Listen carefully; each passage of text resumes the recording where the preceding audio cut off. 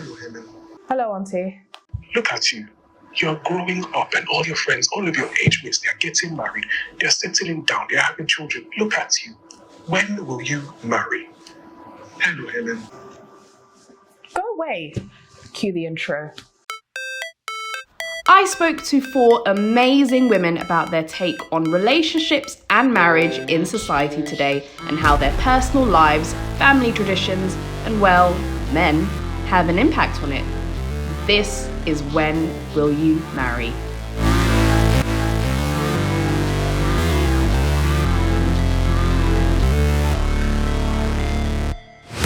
Never break, always fight, never quit, do it right. Now, first up, we have the lovely Summer Eats. This one hit home as she spoke about how the Eritrean culture doesn't really want to integrate and marry or get into relationships with people from different communities. Let's get into it. Obviously, we're both from the same country, and we're both already quite familiar with like the different stigmas of marriage and relationships within our background, culture, and whatnot. But everyone has their own personal story, their own personal experiences. For someone like yourself, you're a busy girl, you know, you're about your work, your career, you're looking good, you're getting in shape. Thank you very much. The hair, the body, I'm loving it. Thank you. So, let's talk about marriage today. When it comes to marriage and relationships, I feel like it's harder for us females because, you know, we're expected to have it all together by a certain age and then eventually just have a big matter out of nowhere. What's your experience been like? Because I know for me, it's like I prioritize my work before anything, and I feel like love or marriage, it should be an extension. It should be something that is part of it, not like a whole new thing that you need to emphasize on. What about for you? I feel like for me, like in my experience, like I've been very focused on education and building myself up and being this independent woman, primarily because of my mum. I feel like in the kind of household that I've grown up in, education's been a must for us. Like my mum she wanted me to get my degree. She always wanted me to do well in school. She wants me to have my own place, like before I even think about settling down with somebody else. Oh, that's very rare, you know, because you hear like a lot of like the aunties saying, well, you can't be living on your own, a man has to marry you and you need to settle down with him. So first of all, big ups to mummy for that. It's good. It's good, honestly. I think it is good. I think it is a good thing, because at the end of the day, she wants me to have my own. Like she doesn't want me to depend on anyone else. I think this is also based on her own experience in life and what she's been through. I see. Yeah. So she basically has experienced it herself. Because I feel like a lot of our parents have like come from a background of where it's like, look, you've got boobs now, you've started your period. Need to get married, because that's the narrative for a lot of them who have come from back home, and I feel like it's very sad. I feel that pressure from some of my other relatives. Yeah, because I'm pretty sure not everyone in your family is like your mum, you know. No, like I'm glad that my mum is the way that she is. I'm glad that my mum has never like pressured me into thinking about a guy. Like it's always been, make sure you get your education first before you even think about even having a boyfriend or even getting married. Like we've never really like talked about having a boyfriend. Like growing up, that wasn't even an option.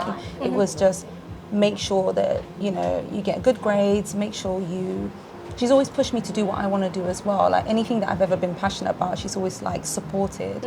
So for me, and also because I grew up mostly with my mum, and it's only in recent years that like my family have like come together. My dad's been with us as well. Okay. So my mum and my dad have always been like pro education before anything else. I feel like marriage can also be seen as like a backup plan within our community. Not everyone, but some people, because it's like, let's say you haven't got yourself together, whether it be education, career or whatever, oh well, just get married.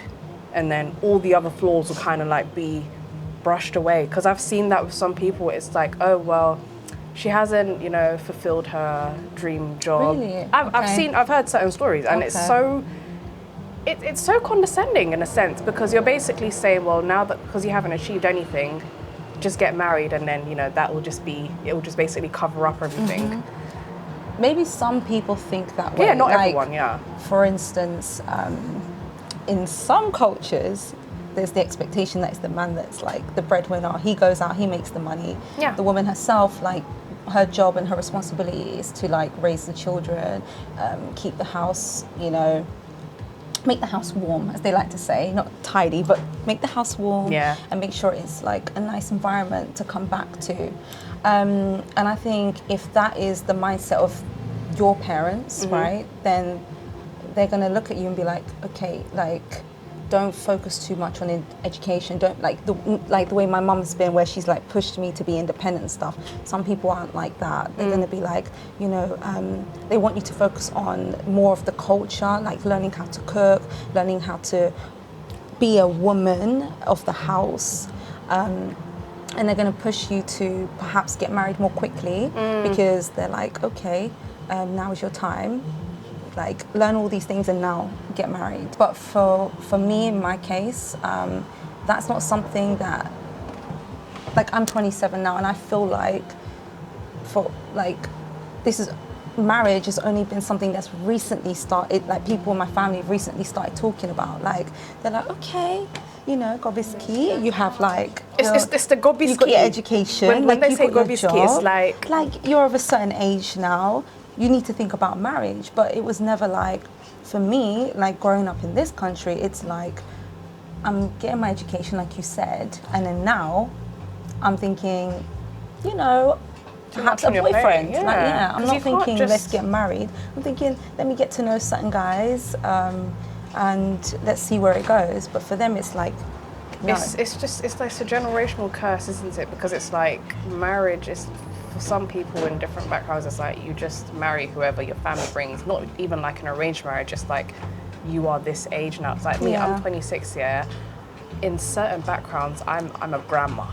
Like, that's how bad it is. It's like, like we're old now. We're old. Like, you're not ripe anymore. Like, you know, you're getting old. You're undesirable. Because I feel like there's a certain. You're getting closer to 30. And 30 is just like, that's when you should be having. But like, I'll have conversations with certain elders, and it's like, yeah, you're really getting to that age where you need to start thinking about who to marry, and you need to settle down. You know, marriage is more important to them. Because I understand some women's aspirations, I am not against it, if everyone's different, like we're all individuals, is to have a family, just to settle down and just have kids and just be a mother. And I think that's beautiful if that's what you want, if it's what you want. Yeah. But like I said, that's all some people know, so that's what they chase. Don't get me wrong, like I want a family, you know. But it's not the only thing that you want. Yeah, it's not the only thing that I want. Like, for me personally, I want my own business. Like, I'm very creative. I see myself as an entrepreneur. So I want my own business. I want to start my own thing. I want to feel like I like paying for my own things. Do you know what I mean? Like, I want to feel independent before I settle with anybody else. But I want a family, and for me, the biggest struggle has been bringing anyone who is worthy of my parents. Like, define that.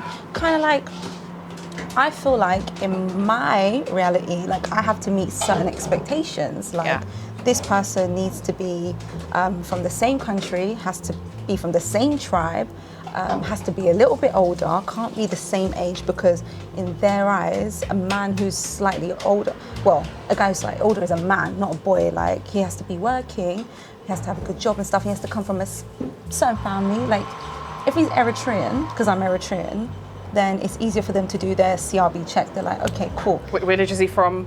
Exactly. Who's his grandma? Yeah, they need to know the family. They feel like it's like we're royalties or something. You know, like how the royal family has to do it. And I'm just like, is it really that deep? Like, the hardest part is like we're growing up outside of the country. Like, but they brought it you know with what I mean? them. We're in the diaspora, so like you can't expect us to follow every single thing.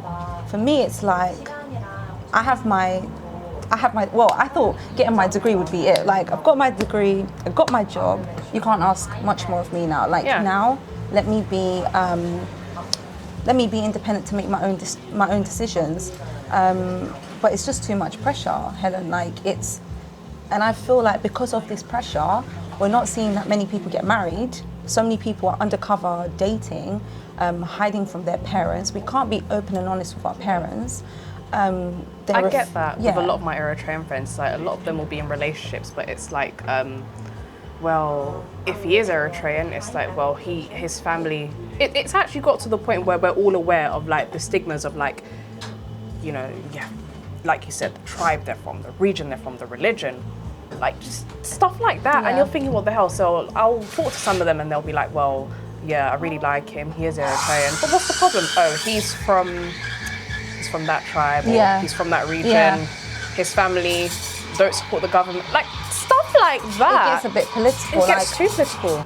So, Summerit, when will you marry? Girl, I don't know. I don't know when I'm gonna marry. Literally, do you know, it's so crazy. I think about it all the time. I feel like we've made it such a big deal. It's like it has to be the perfect person.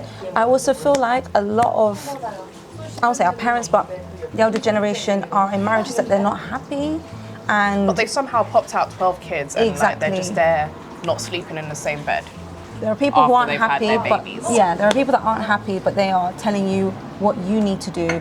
They won't let you choose the people you want to choose. That They want to factor be a of part enjoyment of it. needs to exist. Like, You I can't sometimes date. feel like they literally just have sex just to get pregnant. I feel like that sometimes. Like, I've seen some couples, and I'm like, rah, like, you have popped out 10 gorgeous children, and you don't sleep in the same arat anymore. And it's like, is it just for reproduction? Is that why you do it? Because you need to love each other. Like, you need to, like, I feel like women aren't really women aren't really sexually liberated in our communities. Like, you see me, I know I was born here, but I openly talk about what I like, and it's, if I was to talk like that in front of certain people, I'll be seen as a whore. But it's like, no, this is what I like. Like, you've had sex before. Yeah. I'm pretty sure you've seen a guy's whatever. Like, it is what it is. You need to enjoy it. I guess it's awkward, or maybe it's also to do with just It's the culture. I respect it. I'm not gonna look down on someone because they don't. We're all different. We come from all different walks of life. But this is how I am, and you can't talk down on me just the same way I can't go against you. Say, oh, you're so farah. Like, you can't talk about these kind of things. We're all different. But listen, if you've got a husband, you gotta love on your man. You know what I'm saying? Do you know what? I feel like Eritrean people live the same life because we're all very preserved. We don't want to go into different environments. We want to keep what's ours. And I love that. I love that we like to hold on to our culture. But when it comes to marrying and getting into relationships, I really feel like we need to step out of the box a bit. I'd love to see a half Eritrean and half Mexican person. That would be amazing. You know, integrate, affiliate, commemorate, immigrate. No. Yeah. See what I did there? Immigrate. Okay, let me stop before they come and cancel me. My girl Whitney gave me the tea on all things hot girl summer, self-love, therapy, and just being a badass in general. Roll on, Whitney. Do you feel like a lot of women tend to lower their standards if they want to settle down as soon as possible as they get older? So they don't really look at red flags. They're just like, I want to just quickly get married, nip it down, settle down. I think so, especially I'm Ghanaian, and there is a saying that, you know, like, you're a flower, you're young, you're vibrant, and it's going to get to a point whereby that flower kind of like withers and dies, and then nobody's going to want you. So I do believe that some women feel the pressure to settle down and to basically just get married because that's what society expects from them. But at a certain age, you know, you don't want your eggs to dry up or whatever the saying is. So I do believe that women will, you know, bypass the red flags. Oh, I've known you for a bit, Whitney, and I know you're an ambitious woman. You're all about your work, you're all about your goals, and we love to see that. So has anyone ever dropped the, oh, Whitney, you're busy with your career, you're working too much. When are you going to fall in love? Has anyone ever dropped that bomb with you? Because I used to travel a lot. And they used to say to me, like, oh, you travel here, you travel there. No man would want to be with someone that is here and is there and is out there and they're just concentrating on work. You need to settle, you need to stay at home. But then again, if I'm staying at home, how am I supposed to find a man at the same time? But anyway, do you like dating apps? Oh no, I don't like I dating. couldn't do that. I I don't want tried to virtually meet a human. I want to meet you in Yeah, flesh. see the vibe, because there's way more to a person in the picture than there's something that they wrote. But yeah, I have had that in the past whereby they're like, yeah, you need to just like relax a bit, be a bit more quiet, because I'm quite extroverted and I like to go out there, I like to try new things, I like to travel, I like to explore, I like to concentrate on my work as well. Yeah. But apparently men don't like that, and I need to conform myself into something. It's like no. No. No. None of that. Now, obviously, as a fellow African, as a Ghanaian, do you feel like the stigma of women having to settle down as soon as possible is improving, or do you feel like it still exists? I think it's improving a bit. Yeah. But I feel like we have a long way to go. I feel like we are in bondage with the society pressures in terms of that we have to be married at a certain age, and that still kind of plays in the back of even my mind. Yeah. Like, oh, maybe I should, but then I snap myself out of it. But I feel like we have got a long way to go. It's getting better, but we've got a long way to go. So where you are right now, are you like, is marriage like on your to-do list? Oh no. If it happens, it happens. If it doesn't, it doesn't. I'm very comfortable being by myself and doing whatever God's purpose is for me. Yeah. And if it is part of God's plans for me to get married, then it will happen. There's nothing that I can do to stop that from happening if it is part of God's plans. If it's not, then it's not. And I'm very comfortable with that. And as long as I'm fulfilling my purpose and doing what I'm supposed to do as a human being on this earth, then whatever happens, happens. And let's say when you do get married, let's say you get married next year. Okay. You never know what could happen. Yeah. Do you feel like that would kind of get in the way of your personal goals? I do know that it's important for me to feel as a whole person by myself first before I add on somebody else to my plan. Yeah. And obviously I'll have that conversation with my potential future partner. This is what I want to do. What is it that you want to do, to see if our plans align with each other, so that if we do eventually get married, that doesn't get in the way of the plan. And obviously things change, life happens, but you want to make sure that you're on the same page as your partner before, committing to marrying them. There's that stereotype, a woman has to be the bearer of the family, and like the man works and he doesn't need to quit his job, whereas a woman is like, okay, maternity leave, you'll quit your job, and then it will kind of like, the pattern still continues. Exactly. And then you just lose yourself. Yep.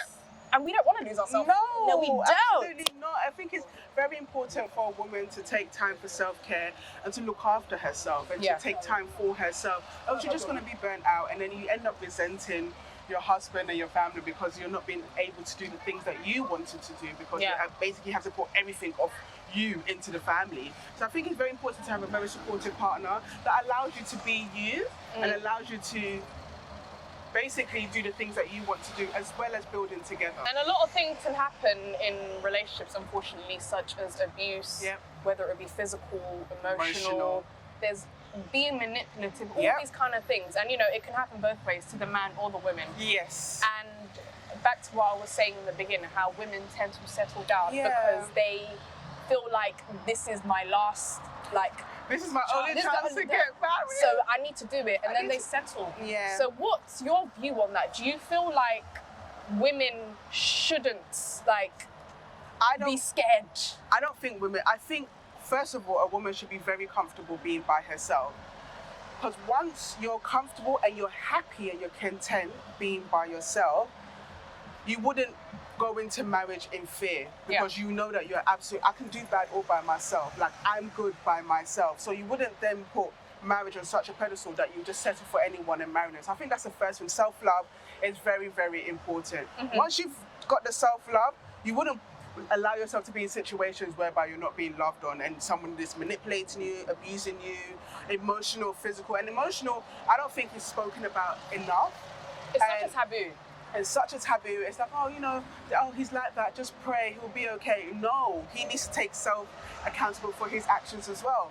So I think the first thing is that you should just definitely love yourself, be happy by yourself, do things that make you happy, fill your life with so much that if somebody is coming into your, like, when you fill your cup with water? Yeah. Overflow it, so that if somebody's coming to add, it's extra. And if that person stops adding, the cup is still filled up with water. And I feel like both of you need to have lived your life first.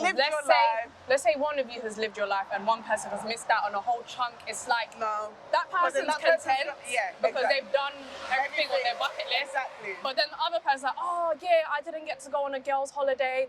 Exactly. I didn't get to literally live your life to the do fullest. that first. Fullest, so you don't feel like you're lacking something when you go into marriage. Because people treat marriage like a retirement plan. It's like, Honestly. I'm done. No, when you're married, that's when you need to be more sexier. That's when You're about to explore another phase of your life. You're in your like, prime. You're yes, let's do this together. Let's do that hot together. girl Let's- summer. hot Is it girl just summer. for single girls? No, it's for everybody. It's for You all can women. do hot girl wife. Hot girl wife. Up next is Soraya. Now, this one was quite deep, as she actually told me how South Asian beauty standards can influence the decision of whether a woman can get married or not. I know, crazy, right? Let's have a look. So, I generally know that in the South Asian community, like, it's up there when it comes to like the stereotypes of marriage and relationships. Break it down to me, like, what are the specific factors? So I think marriage in the Asian community is a big deal because obviously it's not just two individuals, it's two families, and where there's so much importance on your dad's heritage. So, you know, your status, we come from like the Indian caste system. And that's come across in Pakistan, Bangladesh, like the neighbouring countries also have adopted this caste mentality. It's less in the other states, but obviously it's still quite a big thing. Yeah. So who you marry is a big deal. So you can't just marry any Donny. Literally, because whether it comes to like movies or just conversations you hear, it's just like, you know, there's always like an ideal or a perfect scenario, isn't there? So break it down to me. What is like the perfect or ideal Asian or Desi female? Tell me like the ideal female. We're going I'm not there. sure if I adhere to that, but I guess submissive. Like Asian culture tells women we don't have a voice, so a lot of the time it's about being submissive, you know, just catering to your man, taking care of him and his family. I can't believe you're still in here. So what's something that supposedly held you back from dating? I think it's the cultural differences. So where I think Asian girls especially will want to date with intention, it's not casual ever. So it's more, you know, whoever they're dating, it's even without saying it, you're in a relationship, you're going to marry them. You know, there's no point talking to a girl if she's Asian if you're not intending to go further. And do males have it as hard as the women then? Is it something that are they pressured as well? Because I only hear about like the women having to go through these things. It's more of a burden on a woman because a woman has to get married. Because obviously, where the infrastructure in Asia, there's not a lot of women that have independence, so they're a financial burden on their families. So it's like they have to sort of like flaunt themselves so they get married quicker, just so their family doesn't feel the pressure of them. So another thing that I want to touch on is beauty standards, because I feel like that it's a topic in every kind of cultural background, but I heard it's quite deep in like the Desi community. So whether it's like, you know, a fairer skinned Asian woman being more desired, what 100%. What is it? Okay, so Bollywood standards of beauty is very much like, you know, fair skin, sharp nose, the European features, and that's a lot from colonization, them thinking that that's what the image of God is. So basically someone that looks like Aishwarya. Ashwarya, yeah, I'll even push it to say someone like Angelina Jolie, like a white woman. Do you get what I mean? Literally. Yeah. If you have, to be fair, in Bengali culture, if you have blonde hair, blue eyes, it's sort of, it was seen back then as godly. No, as a disease. Oh. Yeah, because it was like abnormal, but now it's more desired because it's more like seen as beauty, yeah. Really? But if you, because we have this thing in Bengali culture where they'll say don't drink coconut milk, water, because it might make your children have blue eyes. Yeah, so back then it was seen as... That's so weird. Yeah, but if you think about it, because it's not the norm and they didn't know why. And obviously even genetically, scientifically, having blue eyes is like a defect. Okay. Yeah, so you're not meant to have it's a recessive gene. It's not meant to be. Right, It's a less powerful. Yeah. And what have you, now you as Soraya, where do you fit in like the standard? Yeah, I wouldn't be getting off the shelf. Do you get what I mean? Like they wouldn't. It would be really hard if I was. Luckily, because I'm British and I'm brought up here, my options are many. Yeah. But if I was born in a family that's poor back home, especially because I'm dark skinned and I'm a bit bigger than what they would want, I'll hear it constantly. If I wasn't British or if I wasn't born here, I'll find it really hard. And obviously, where parents need to ship off their daughters, the fairer girls get picked first.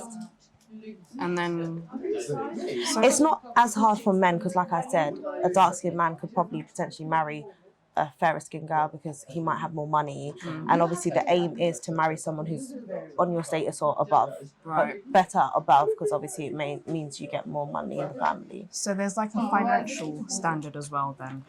Definitely. I think marriage in Asian communities is more seen as an allegiance. It's more like two families getting together and hopefully like, the wealth remains within the family. That's why a lot of the time it's an arranged marriage. So where people obviously don't understand the forced marriages, which is where you can't say no. Arranged marriages is what's more common, but there is like an unspoken rule in the Asian community where women can't really say no. Yeah. Even though they have an option, it's almost like they shouldn't say no. So what's something that you actually, like within like the stereotypes or generalization of marriage, like so in terms of being a female? Do you know what? If I was to now go back in time, I would have an arranged marriage. Really? Yeah, only because I feel like now, especially in this sort of society, a lot of people aren't serious about marriage. They might try to date you. A lot of the guys might have underlining, other motives. Do you get what I mean? Whereas when it's an arranged marriage, you know what the deal is. And it's because it's so much effort for two families to get together, it's harder to break off. It's not like you work through your marriage and it actually stays like you work through it properly. Okay. And do you feel like, going back to the beauty standards, is that something that's kind of like improving, or is it still stagnant from where it eventually started? So when did it like start? Like, was there like a... I think so. Where it comes from Hinduism, the caste system has always been there, and I guess the fairer people have always been at an advantage. But when colonization happened, it was further embedded that the fairer you are, the more powerful you are, the more godly you are. Things are changing now, like the Black Lives Matter movement has, especially because of social media, Instagram, all of that. It's completely putting pressure on people to sort of disengage in conversations where fair is beautiful. So things are changing. Like Fair and Lovely. Have you heard of Fair and Lovely? Of course. Yeah, so that's a big thing in Asia. Asian people love bleaching their skin. That's so crazy. Yeah, but that's changed now. The name's now not Fair and Lovely anymore. It's like, something. It's not Fair and Lovely. It's Glow and Lovely or something. So now they've like remixed it. So you can't. Yeah. Just to make it seem more, fair is like fair, but glow is like shining. Yeah. It's so crazy because I feel like the influence of beauty standards, where in a lot of African countries, comes from Asia as well. Yeah. Fair and Lovely is a cream, is a product that's used widely in a lot of African countries too. And it's like you go into a beauty salon and you see lots of like posters of Asian women, which I think is great. But it's something that they aspire to because they're fed it, and it's like, okay, these are the women that are presented in posters or in the media. Even like in movies, like the love interest is a fair woman. The maid is because they will specifically only recruit girls that are fair. Like actresses will, and if they need a dark skin woman, they will explicitly state we need someone who's darker. But majority of the time, people know it's fair. Because every Bollywood movie I've seen, it's just like one type. And it's sad because that's not the majority of us. The majority of us are dark skinned. The majority of us are melanin. Do you get what I mean? And it's really sad because they would use European models in their magazines, and it's like that's something we can never look like. You're telling. You're not representing. You're not representing, and you're showing the young girls, look, this is what you need. This is what you need to aspire to, which then brings, self-hate. whether it's bleaching your skin, getting surgery, doing all these kind of things. It's sad because my mum often tells me like so and so can't get married because she's dark skinned, and the guys will request more like gifts and stuff like money, just so he can marry her. So it's like really sad because back home the reality is very different. Like here, women work, so we have a right to say, and also like we've got different cultures. So it's like if our own community don't like us, there's other communities that do. Do you get what I mean? So the options are there, but back home, girls are very limited, and a lot of the time it's harder for them to get married when they're dark skinned. Now you have a daughter, and obviously. So you're from Bangladesh, and the dad, where's his dad from? He's Arab. He's okay. Yeah. So it's kind of similar, but you know there's still some things that you know she can take from both. What now? You, someone like you that's born here, right? Born and raised in the West, and you know you've lived with, experienced different types of people, worked, you know, just with different kinds. What influence from your background do you want to inflict in your daughter and not inflict in her? Yeah. Do you know what? It's crazy because I feel like since I've had her, I've become a lot more cultural. Like I've embraced my culture even more. I speak the language, the food, and Bengali culture is amazing. Asian culture in general is really nice, like hospitable. But there's certain things like colorism, definitely it's a no-no. Do you get what I mean? And she's fair skinned because her dad is fair. And she will hear comments like, "Oh, you're so beautiful," and "Your mum's dark. How are you?" Like, and she's picking up on it, and I'm just like, don't have conversations like that in front of my daughter. I don't want her to especially I don't want her to feel like she's got a privilege because she's fairer. My daughter's very engrossed in other cultures. Like I've got a lot of Nigerian friends, so she's always around other cultures, and I don't think my daughter will ever discriminate because of She's race. had that experience being with different people. And I also think it's like with some people it's not really their fault because it's the lack of experience and integration they've had. If you're so used to being in one environment, that's all you know. As soon as you step out, it's kind of like alien to you. It's like, I didn't know this existed. I'm only familiar with this. So that's kind of like, I don't really like blaming people because they've only been exposed to like one area of it. But with some people, it's just pure ignorance. It's like, you're around all of these people, but you choose to have this mentality. Because colorism is so bad, it's like, for example, the caste system. I can't marry someone outside my tribe, whether it's even in my country. It's like, I'm from Sylhet, marrying someone from Dhaka is almost like, oh my God. But then now it's like, okay, fine, if you're within Bangladesh, it might be okay. But there's like, India's a lot more stricter with their caste system. Pakistan is a lot more stricter. And I had a friend who's Pakistani and she had to marry within the specific tribe. It's almost as if like, so when I asked my aunt, why is there an issue with the whole, you know, different cultures and tribes or different cities, she sort of explained that it's because people don't like to show that the daughter's having a choice in it. So it's often like as a family member, you're not going to get her married to someone who's of a different race. So it's almost like, sorry, that's so beautiful. So it's often like you're not going to get her married to someone who's black out of choice. So if she marries a black man, it's almost, that's her showing people that she's choosing and becoming autonomous. And that's what they don't want. They want people to perceive you as having an arranged marriage, being like a pious, innocent woman. Do you get what I mean? Getting married. So so when there's like, I see obviously on the internet, people be like, oh, you know, she couldn't take me home. I was a black man and she couldn't take me home. It's like, no, most likely they can't take you home anyway because we don't casually date. You don't see the family. I guess like Indian culture and Hindus, they're different. But when you're Muslim, especially when you're Muslim, it's like you don't go see the family beforehand. So like the religion and culture, like there's a lot of influence within it. It's like,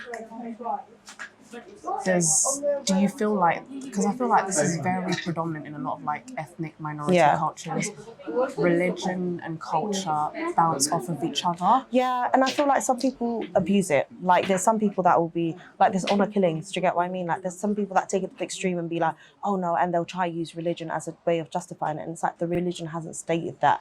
There's ways of doing things.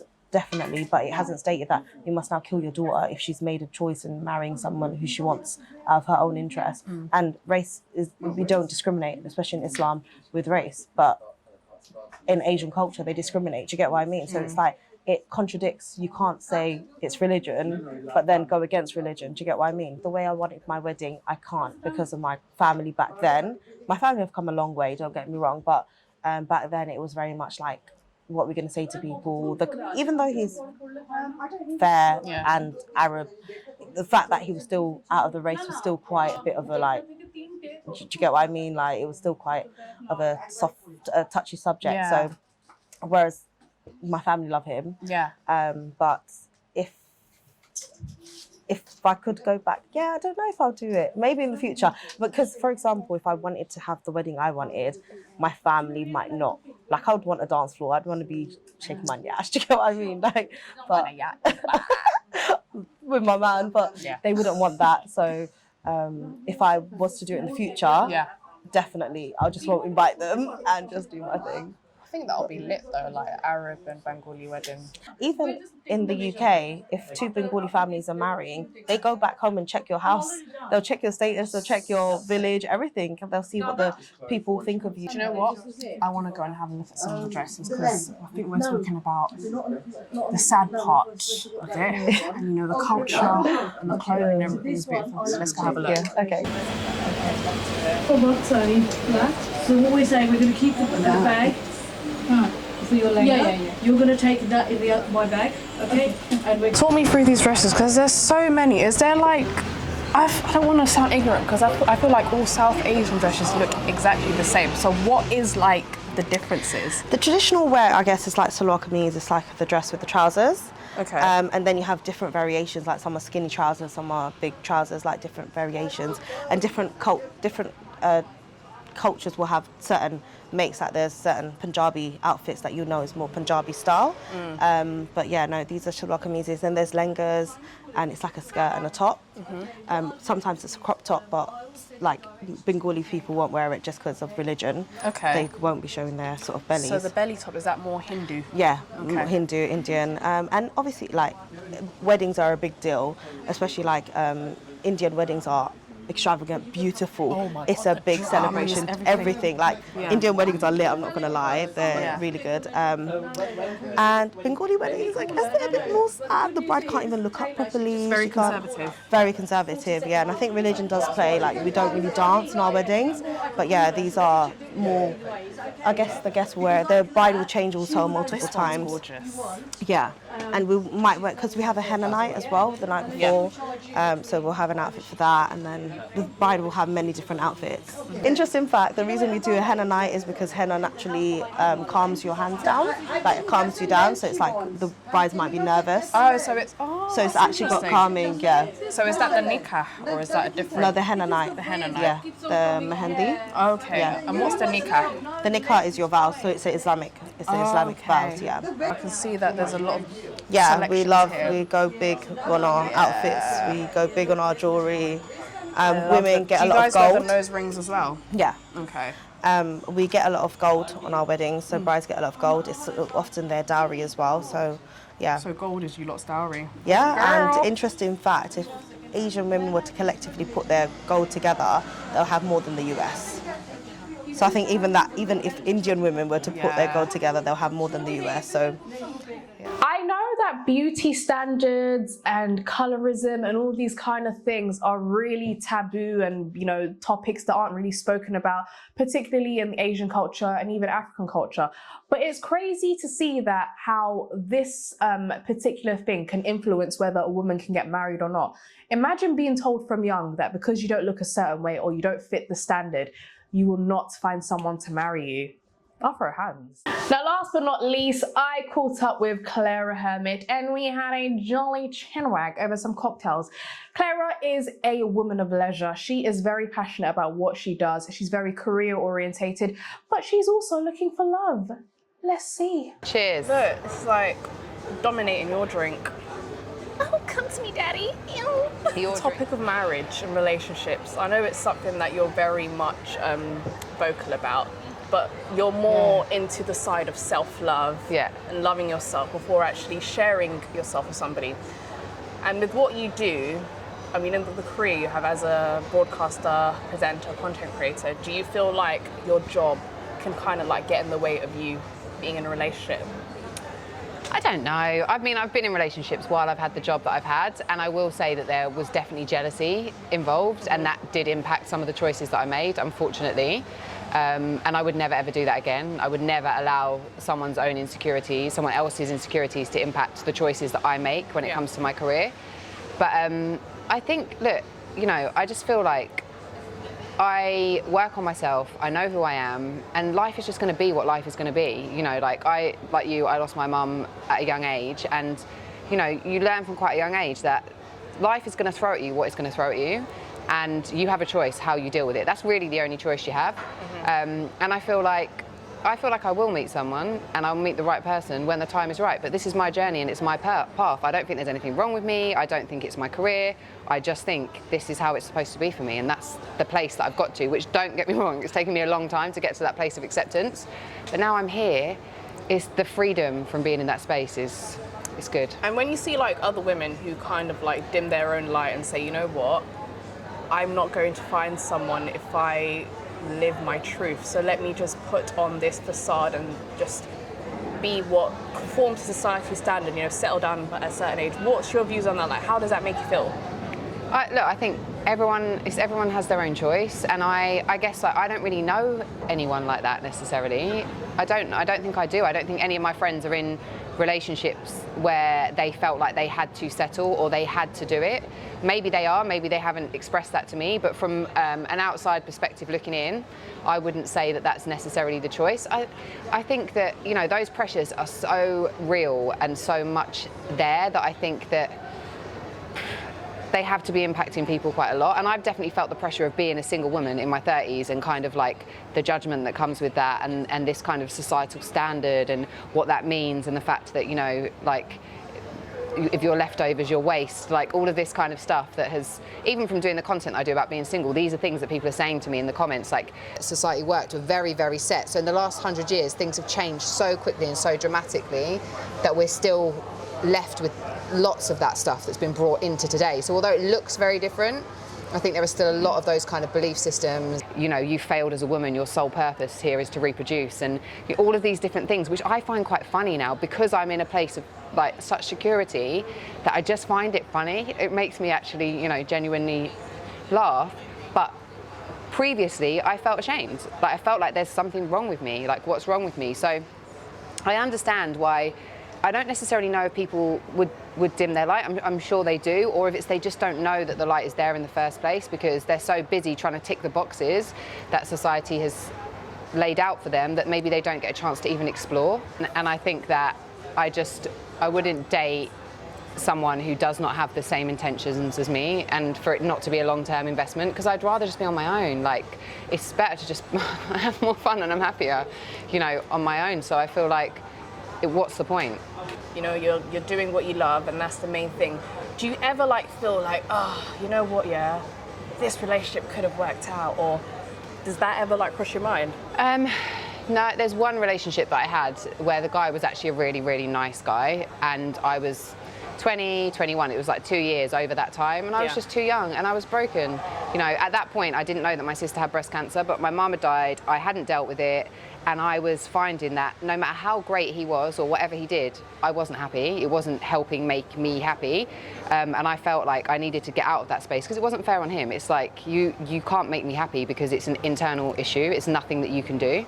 So, but also I'd say, I think, again, because of my childhood and the way things panned out, I never saw myself, I never planned my wedding in my head. I never imagined it or envisioned it. I just didn't. It's only now that I'm getting closer to the age that my mum was when she died, that I think I'm allowing myself to see a future.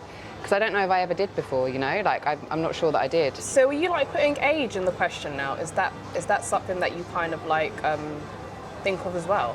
No, I don't think it was very conscious, but I notice now, and maybe it's just because I'm getting older and I'm learning more about myself, but certainly when I was younger, I didn't want to have the life that I had. So after my mum died, I realised that I wanted her back and I couldn't have her back, and I didn't really want to be here. Like, there was a time, I think when I was about 10 or 11, like a year or so after she died, and I held like a big knife to myself. I was really like, I don't want to be here anymore. And I think that, you know, so then I was just like, life was about survival. You know, it wasn't after my mum died, my whole life got turned upside down, and it was for a long time. So I think that I just didn't think about future. I just thought about day to day, day to day, day to day, and that was it. Had your mum still been alive now, do you feel like your outlook on relationships would have been different to what it is? I feel like I'd be a completely different person. Like, I would not be this version of me at all, I suspect, if my mum was alive. But I don't ever think like that, and I think that everything happens. I know when people say everything happens for a reason, it sounds cheesy, but you can't fight reality, and the reality is my mum died, so that's obviously how my life was meant to be. There is no other option, and that's the way that I've chosen to do it, because otherwise I'd always be like, oh, but if she was here this, or if she was here that, and it would kind of put me back into victim mentality, and I don't want to be that person. So I feel like to help me take responsibility for my life, and so that I'm in a place of control, I've had to say, you know, like, the one thing you cannot fight is reality. Like, you can't change it. It is what it is. So you have to do the best with what you've been given. And I have no regrets or no, like, I love who I am now and the life that I've created for myself, the friendships that I have, the things that I've achieved, the things that I've done. And I feel like this is how my life's supposed to be. Are you actively looking for a man right now? No, so I've decided that, like, dating apps and all of that kind of stuff just don't work for me. They put me in, I was talking to my friend about this today. I realised that I really feel like the law of attraction is a real thing, and I think that, you know, actually it's not so much to do with anything about what we think or what we want, it's about how we feel about things. So you will just keep, because the feelings are the energy, right? So you're just going to keep attracting situations that make you feel more of what you've been feeling. And I noticed that when I'm on dating apps versus when I'm not, I feel a sense of desperation. Like, it's like, I want. And I'm like, this is not healthy. And so I've now said, and I mean, look, I contradict myself all the time. I might go back on this in 6 months' time or whatever. But right now, no. Because I just know that that's not going to put me in the right place to attract the kind of person that I want. So I figure I'm concentrating on myself, I'm doing what I need to do, and the right person is going to come along at the right time, and that's just how I think it's going to be. If they do, they do. If they don't, they don't. Cheers to the right man. Cheers. As someone who's white, is there like things that people who are white conform to? Is there like something that you guys have like tailored for it? Like, I don't know. Like, I genuinely don't know. No, it's not your experience. Yeah. I guess it depends on, like, I guess with white people, it depends on what your religion is, like what. 'Cause I don't think you lot care about that stuff. I mean, there are families that definitely do. There are families that have, like, you know, kind of, it depends. I guess, like, religion would be a big shaper, I think, for people, and as to how they act when they get married, the kind of importance of that. I also think it depends where you grow up. So, like, very often if you grow up in like a smaller town as well, like, there can be a different mentality around relationships and marriage.